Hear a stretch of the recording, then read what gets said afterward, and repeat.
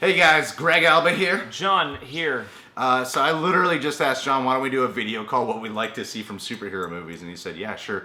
Because we just saw a video from a longtime subscriber, Nerdy Hero, that kind of sparked some thoughts in my brain. His video was 50 Shades of Joker, where he took like the song and semi-style of the 50 Shades trailer and put it over like that would be a love story of Joker and Harley Quinn. After watching that, it didn't remind me of things I would like to see in superhero films expand in terms of their whole universe. You know, like I like what Star Wars is doing.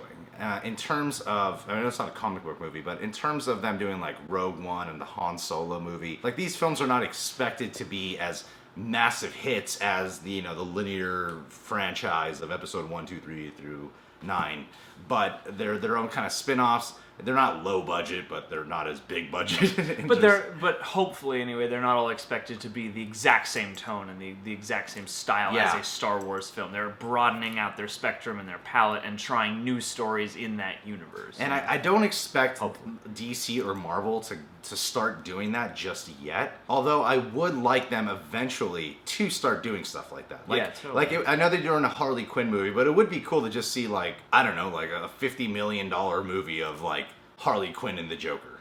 And I feel like they could do that. Like, people put together great fan fiction films of shit on YouTube all the time.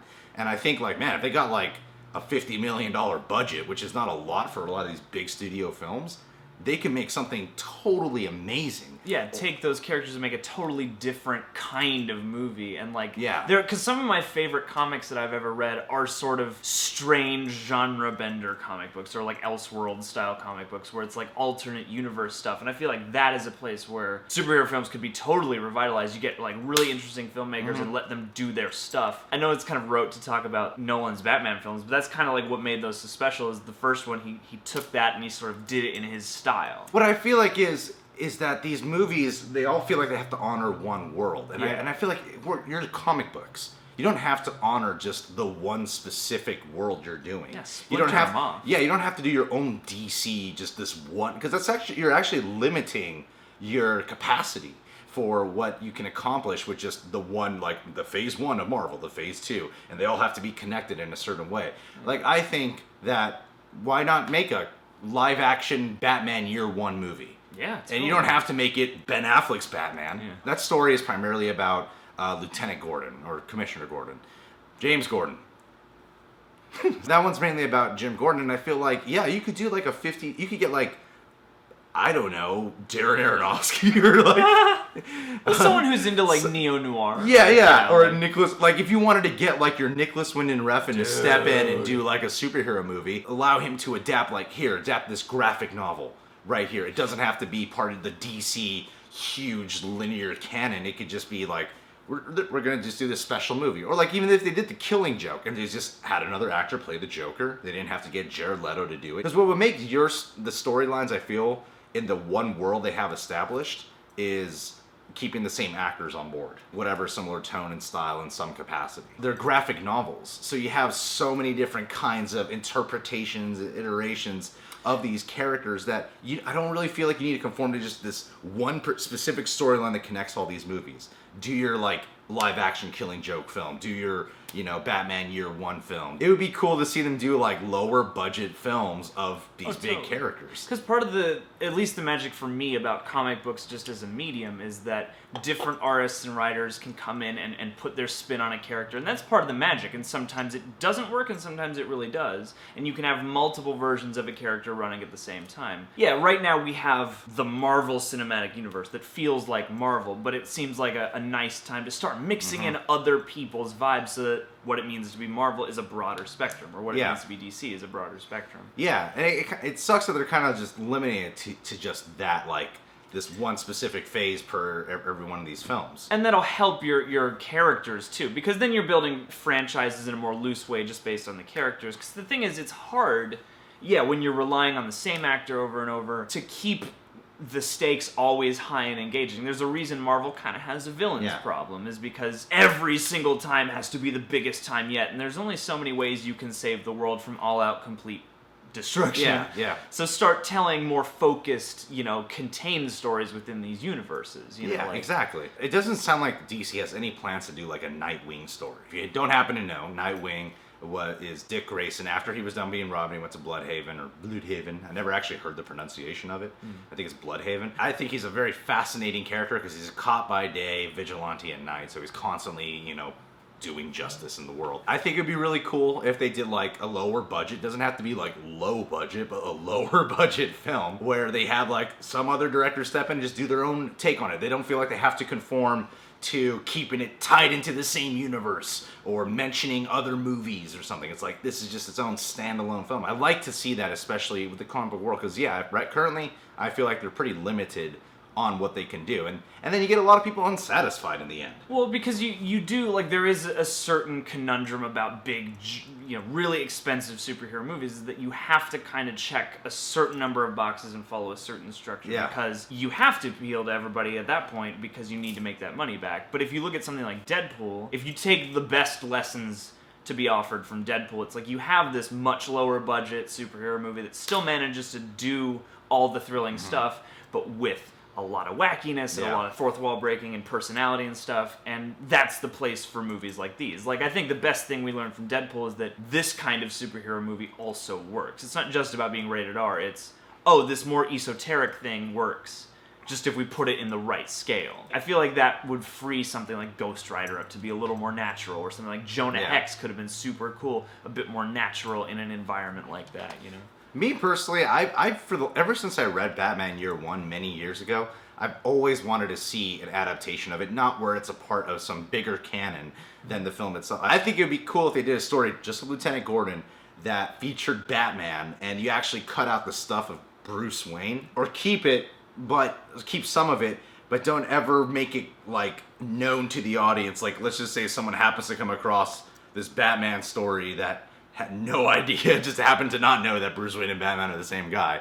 And the film doesn't acknowledge that. So sometimes you see Bruce Wayne, sometimes you see Batman, but you never see the movie go, they're the same guy. Yeah, exactly. Even though as the audience we know they're the same guy, but the film doesn't go out of its way to say that to us. You really lock it into Gordon's perspective. And exactly. Perceive Batman that way. That's my point of what I would love to see a film do, like some random film do. And I don't feel like they lose money doing that, or if they would confuse audiences. And a big thing that I feel, especially with DC wanting to go down darker routes despite whatever changes they're making now, or they're claiming they want to make them much more light and heroic, I feel like if you wanted to go down your darker routes, this would be a great way to do it. This would be a great way to get your R-rated comic book characters in there. Because, Deadpool's a great example, actually, because even though, yes, it's technically tied to the X-Men, the bigger X-Men universe, it was still only like $50 million, right? It didn't cost a lot of money to put together, and it came out amazing and allowed it to be its own thing, and I think they were willing to go with an R rating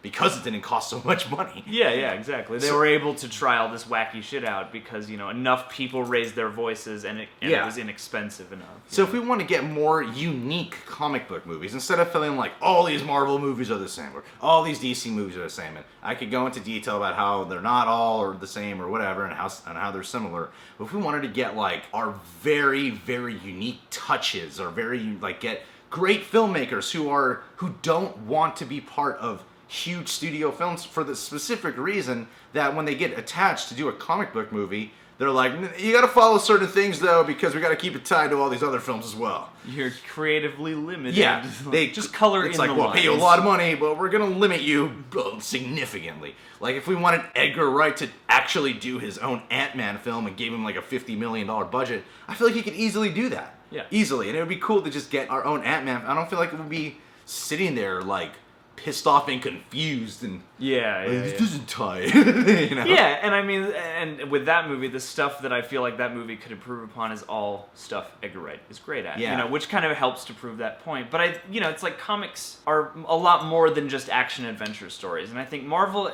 has done a decent job of addressing that. But it's still, most of the superhero and comic book movies we see right now are action adventure with another genre mixed in. And what would be cool is to tip that balance where it's more the other genre with some action adventure elements, because that's the cool thing that the success of shows like Walking Dead and Preacher are showing us, along with things like Deadpool, is that oh, like the stranger, less Hollywood blockbuster stuff also works, and that's something that people might gravitate towards because you don't want to see the same kind of thing all the time. Yeah, exactly. You know? Brandy Price, who's back in Texas now, that's why she doesn't ever come on the channel. But Brandy Price, she has a short film that's going around a lot of film festivals, getting a lot of praise, called Committed. And it's about Joker and Harley Quinn. She plays Harley Quinn, and they're in a therapy session. And it's cool because I'm like, this is just a low-budget film. Like a really super indie film about Joker and Harley Quinn. It works. Yeah, and for what it is, it really does work. And I think it would be cool if studios at least allowed filmmakers to do that. You don't have to exactly get Kevin Feige involved and have them do like a super strong like involvement in their lower budget films, but it would be cool if they don't feel like they have to conform to a bigger canon than just the movie itself. That'll also give you a break from some of the marketing things that people do complain about, like this sometimes awkwardly incessant crossover thing and all that, and having to refer to other movies. Having some self-contained things will give people a better variety, and it's nice to kind of just focus on one movie at a time sometimes. Yeah.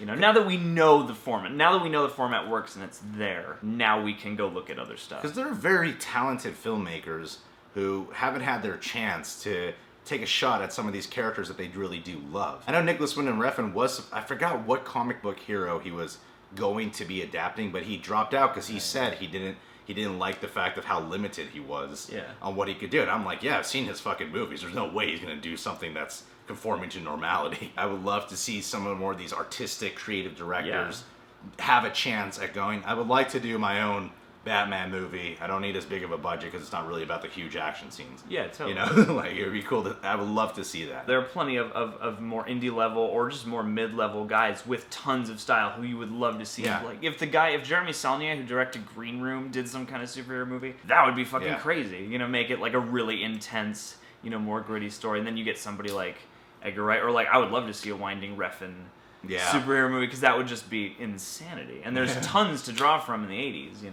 That I feel you could get away with at R-rated, because graphic novels, it's called graphic novels, and a lot of them are very graphic. Yeah. And I would like to see them, like, it would be cool to see a more no-holds-bar kind of film with a lot of our favorite superheroes and such. Because that'll just free the movies up to be what they are, If you can bend genres, you can tell a story that's fitting, and that was what was so cool about that Nerdy Hero video. Is that it convinced me. It was like, oh wow, yeah, if you did like a True Romance or a Natural Born Killers style movie, but with Harley and the Joker, that would be bad. Yeah, exactly. But a studio's not going to do that. Yeah, because they're like, we won't put $200 million. We're not saying that. Like you don't have to put $30 million into that and get some good unknown actors from anything and just do it. Yeah, wow. There's someone out there who can play the Joker. We know they can happen. Shoot it in a month and make it happen. Like if you get guys with all the resources in the world managing something that's only $30 million, like just imagine how great that little gem could be. All right, guys. Outro. Subscribe. His Instagram, Twitter handle listed there. Yeah. Facebook.com. Real Rejects Bloomhouse. Social media manager there. Let's give a shout out to ETC. Woo! ETC. These guys eat their own cunts. They forgot to put the O in there. They forgot to put the O in the ETOC. But yeah, that's who you guys are. I'll go update You might be wondering, why am I insulting them? I just wanted to. Yeah. What? Yeah, what? Yo. You guys only get views because you get porn stars in your videos.